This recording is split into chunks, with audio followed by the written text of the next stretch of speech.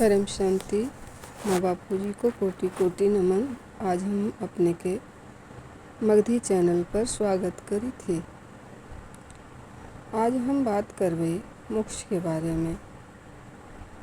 बापू जी पूछित थी कि आप अपने सबके कौन से मोक्ष चाहिए। आज ही जानो काहे जरूरी है मोक्ष के ज्ञान। परम शांति। आज हम बात करबे मोक्ष कब मिलते। भक्ति मार्ग में इस शब्द लोग मांगा हथी कि मोक्ष चाहिए। तो मोक्ष के लिए तो ज्ञान चाहिए ना, और ज्ञान तो गुरु से मिला है। तो मोक्ष के ज्ञान भक्ति मार्ग में 4 प्रकार के मोक्ष बतावल गई है।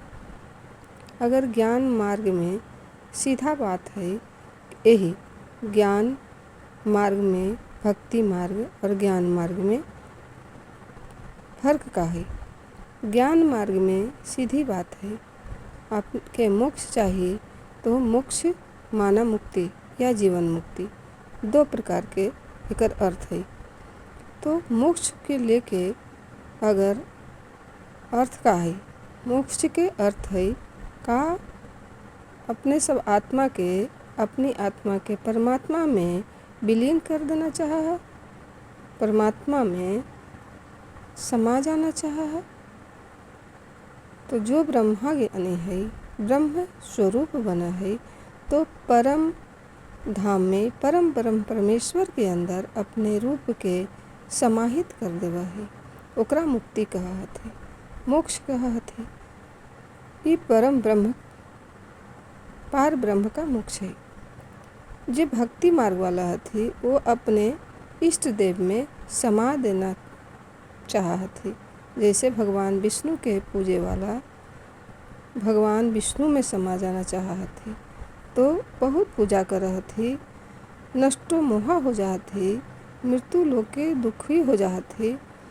तो भगवान विष्णु के याद करत थी और ओकर विष्णु के अवतार के याद करत थी, बहुत याद करत थी। बहुत याद करते करते मीरा जैसा स्टेज हो जाए, नरसिंह मेहता जैसा स्टेज हो जाए, तब भगवान के मूर्ति में समा जात थी, तो ओकरा मोक्ष कहल जाए।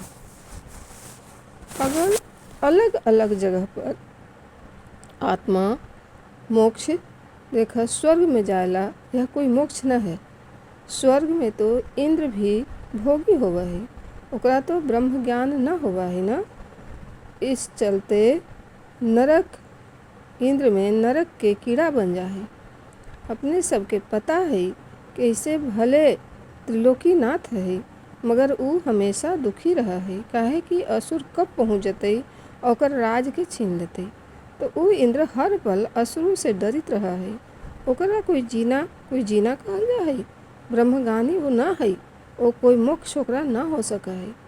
तो मोक्ष के लिए ओकरा ऊपर के साधु संत जे मोक्ष देवा हथी, तो कभी कभी आत्मा चाहा है कि साधु संत के अंदर समा जाऊं। अपने अपने इष्ट देव साधु संत के भी माना हथी। कई लोग अपने देवी देवता के भी माना हथी। तो देवी देवता के जे माना हथी, कई भाई मेरा यह कुल देवी हैं, तो कुल देवी में समा जाए, तो एक मोक्ष होगा है। कुल देवी के पास जाना, तो कुल देवी जहाँ रहा थी वहाँ ले जाती उनका। तो हर कोई जेकरा गीता में कहल गई है, जो जेकरा याद करवा ओकरा पैबा। अंत मति सुगति। आत्मा अंत में जेकरा याद करते करते शरीर छोड़ देवा है, वो उसी के पास चल जाए। तो जो ब्रह्म ज्ञानी है वो तो सीधा बड़ा स्वरूप में ही समा जाते। तो विष्णु के याद करे से वो अंत में विष्णुपुर जाते, विष्णु लोक में जाते। तो राम को याद करते तो विष्णुपुरी राम के जो साकेत लोग है वहाँ जाते, वैकुंठ में जाते। आत्मा अलग अलग देवी देवता के उपासना करे से देवलोक में जाते। तो शिव शक्ति के उपासना करे से शिवपुरी में जतई।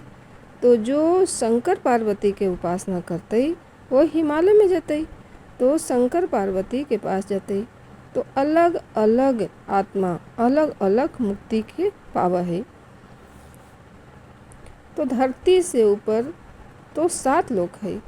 कभी कभी गंधर्व के पूजा करत थी तो भूलोक के ऊपर भूवर लोक में गंधर्व किन्नर यक्ष रहत थी, यक्ष पूजा करत थी। जैसे कुबेर राजा के पूजा धन के लिए तो यक्ष लोक में जतई। यक्ष लोक के राजा गंधर्व लोक के राजा यक्ष किन्नर अलग अलग होवा थी। तो यक्ष अलग होवा थी तो यक्ष के पास जतई, गंधर्व के पास जतई, किन्नर के पास जतई। जैसे जैसे तुम पूजा करवा उकरे पास जेबा। तब सीधी सी बात है कि कोई अज्ञान की बात न है, ज्ञान के बात है। ज्ञान यह कह है कि तू केकरा याद करी था, उसके से कनेक्ट हुआ तो ओकरे पास पावर जो होतई वो तोरा मिलता बा, वो तोरा खींचता बा, तो ओकरे पास जाएबा। ये चलते कोई विष्णुपुरी में जा है, कोई शिवपुरी में जा है, कोई परम धाम में जा है। और जो असुर के याद करे है, असुरे के पूजा करे है, वो असुरों के नीचे 7 पाताल लोक में जा है। अनंत अतल, बीतल, सुतल, तलातल, महातल, रसातल, पाताल में भी चल जा है। तो नागे की पूजा जो करत थी वो नाग लोक में जात थी। तो ये अलग अलग मोक्ष केकरा कहल जा है यह तो पता ही न है। लोग के स्वर्ग लोक में जाना है तो वह मोक्ष कहत थी। अरे भाई, स्वर्ग लोक में तो थोड़ा समय तुम सुख भोगवा, स्वर्ग के समय कितना होवा है। धरती पर 1 साल, तब स्वर्ग में 1 दिन होवा है। तो धरती के 1 साल के सुख के वहाँ स्वर्ग लोक में 1 दिन में ही भोग लेवा। और 10 दिन का अच्छा काम कैला है तो ओकरा उ लोक में 10 दिन रहबा। तो फिर नीचे नरक में भी जेबा, स्वर्ग नरक, फिर धरती पर मनुष्य बनबा। तो जन्म मरण के चक्र को मोक्ष न कहल जाए।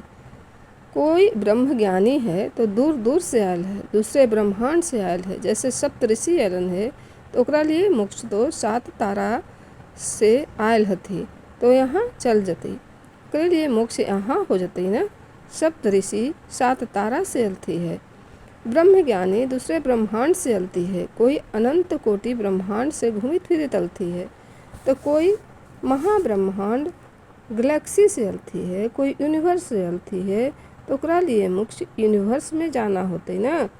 कई पैरेलल यूनिवर्स से अलती है तो उनका लिए दूसरे यूनिवर्स में जाना, जहाँ से अलती है वहाँ पहुँच जाना, ओकरा लिए मोक्ष कहल जा है।